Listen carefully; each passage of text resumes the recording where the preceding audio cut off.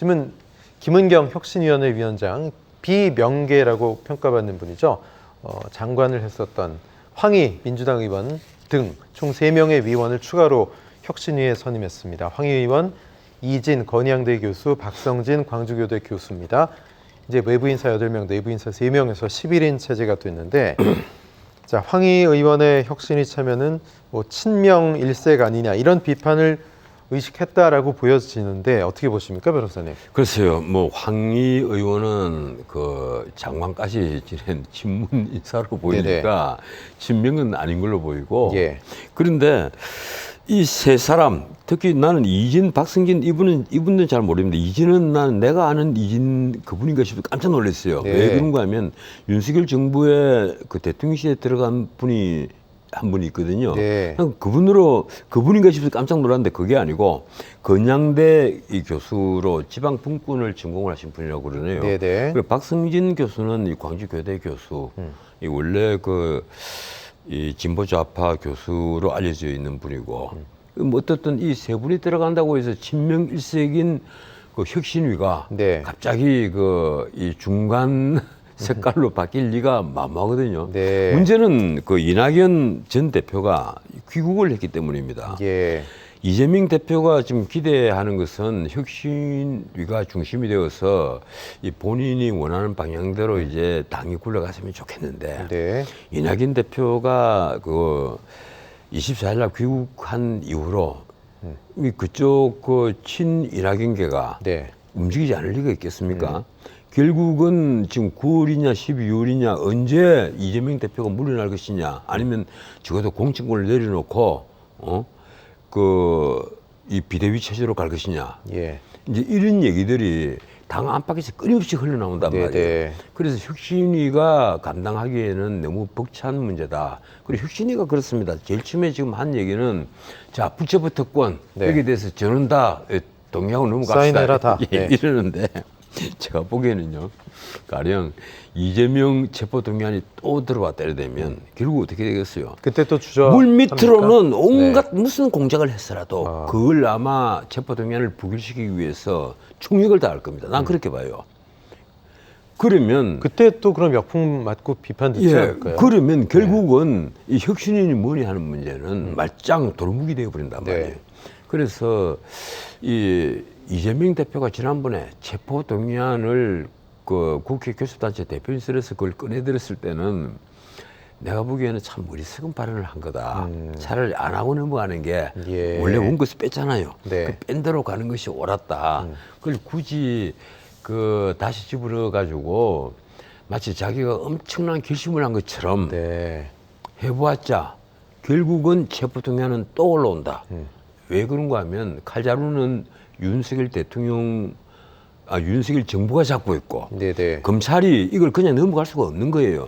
백현동 사건 같은 이런 엄청난 게이트에서 바로 배임이라는, 그것도 3,100억이 넘는 엄청난 네. 돈에 관한 배임인데 이 문제를 그냥 넘어갈 수는 없단 말이에요.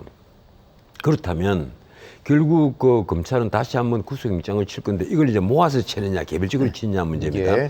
이 백인동 사건에다가 상방울 대북 송금 사건 800만 달러 그걸 더하고 또 거기에다 정자동 개발 의혹 비리까지 다 더하려고 하면 시간이 많이 걸릴 텐데, 제가 보기로는 백인동 사건은 이제 수사가 거의 마무리되었으니까 네. 여기에다가 수원지검의 상방울 대북 송금 사건 정도를 더해가지고 또 영장을 치지 않겠느냐. 그러면 체포동의안이 국회로 넘어왔을 때 과연 민주당이 어떤 스탠스를 취해야 되느냐. 당론 가결이냐, 뭐 예. 아니면 그냥 바로 나가냐. 아니 이재명 대표가 네. 앞에 나와서 뭔가 얘기를 해야 되겠죠. 네, 자, 네. 저는 이제 체포동의안에 대해서 모든 걸 마음을 다 비웠습니다. 네. 그러니까 가결시켜 주십시오. 이렇게 얘기를 할 수밖에 없을 텐데, 그렇다고 해서 민주당 국회의원들이 얼씨구나 좋다고 다 그럼 가결을 할 것이냐. 가결이 돼도 문제 안 말이에요. 돼도 문제입니까? 예. 네. 그래서 이게 민주당에 이번에 혁신위로서 일단은 분열되는 것을 막기는 막고 있지만은 예. 과연 민주당에 벌어져 있는 큰 이 틈바구니를 이 혁신위가 끝까지 막을 수 있겠느냐는 문제입니다. 네. 문제는 이낙연 전 대표께서 바로 이 DJ묘를 계속 가서 그 성명을 했지 않습니까? 네. 이낙연 대표가 그럴 수밖에 없는 것은 본인의 그 고향이 호남 인터다가 호남의 적자다 이런 뭐 본인의 선언이겠죠. 백그라운드가 바로 DJ 네. 동교동계인 것이거든요. 네. 그러니까 이낙연 또 민주당을 쉽게 우리 깹시다 이럴 수가 없는 거예요. 네. 그러면 이낙연께서는 가장 원하는 것은 너희들이 떠나라. 아마 이런 것일 겁니다. 과연 이제 이 전쟁에서 최후의 승자가 누가 될 거냐. 나는 마치 이게 꼭 삼국지 같은 묘한 그 재밌는 소설을 보는 느낌이 예, 들어요. 예. 과연 귀추가 어떻게 될 거냐. 예.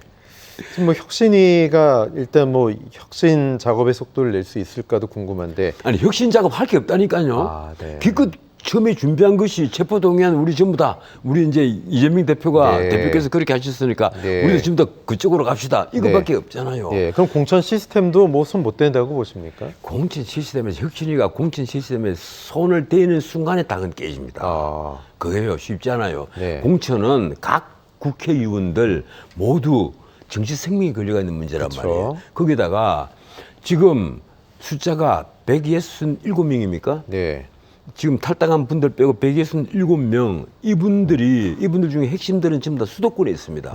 수도권은 전부 다 가망가망해요. 지금 여론조사를 해보면 아직까지는 그 민주당 그 의원들이 근소한 리드죠, 지금. 근소하게 이기고 있지만 예. 2030이 이미 등을 돌리고 있고 아. 무엇보다도 당 조사에서 그 지난번에 그 지표 조사에서는 10% 포인트 차이로 국민의힘이 민주당을 앞서고 있고 최근에 갤럽도 드디어 민주당보다는 국민의힘이 앞서고 있단 말이에요. 네. 이러니까 민주당 의원들이 굉장히 불안한 거예요. 국민의힘의 부족한 게 딱 하나입니다. 사람입니다. 국민의힘이 새로운 사람만 찾는다면 사람들을 새롭게 찾아가고 다 꼽는다면 민주당 국회의원들은 정말 밤에 잠을 못 잘 거예요. 이러다 보니까 공천 룰을 뭐 함부로 바꾼다라든지 네. 아니면 뭐 공천에 엄청난 물갈이를 하겠다고 칼을 네, 뽑는 네. 순간에 나는 현 지도부는 무너집니다. 그래서 그 일도 함부로 하지 못할 거예요. 네.